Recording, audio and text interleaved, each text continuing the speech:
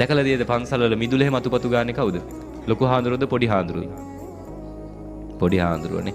පොඩි කාලේ නම් අපිට ඉඳලා කොස්ස පුරුදු කරා. මං අවුරුදු 15ක් ගෙදර ඉඳලා පන්සලට ගියා. පන්සලට ගිහිල්ලා පළවෙනියට බැනුම් ඇහුවේ මොකටද දන්නවද? පළවෙනි වතාවටම ලැජ්ජ වුණේ ඉදලක් අල්ලන්න දන්නේ නැහැ කියලා. අවුරුදු 15ක් ගෙදර හිටියා. මටම විලි ලැජ්ජයි. ඉදලක් අල්ලන්න දන්නේ. පන්සලෙන් තමයි ඉදල කොස්ස අතට හුරු කරේ. පන්සලෙන් තමයි උදැල්ලක් අරගෙන තනකොළ ගහක් ගලවන්න පුරුදු කරේ. පන්සලෙන් තමයි පොතක් පතක් හරියට පිළිවෙලකට තියාගන්න පුරුදු වුනේ. පන්සලේදී තමයි පාඩම් කරන්න එක උනත් පුරුදු වුනේ.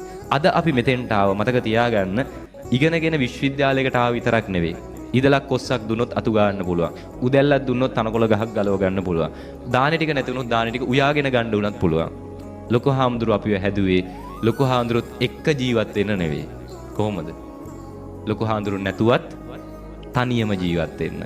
අපි කැම්පස් ගියන් පස්සේ ආයි අපේ ජීවිතවල ලොකු හාල මහ ලොකුට ඇඟිලි ගහන්නේ. ඇඟිලි ගහරක් කරන්න බේක් කරන්න අහන්නේ. හරි මොකද ලොකු හාමුදුරුවෝ අපිව තනියම ජීවත් වෙන සමාජයකට යොමු කරපු නිසා. අන්න එහෙම ලොකු හාමුදුරුවෝලා හම්බෙච්ච නිසා වාසනාවකට අද අපි මෙතන ඉන්නවා. එහෙනම් අපේ මේ දරුවන්ටත් අපි මේ මඟ පෙන්වීම කරන්න ඕනේද නැද්ද? කරන්න.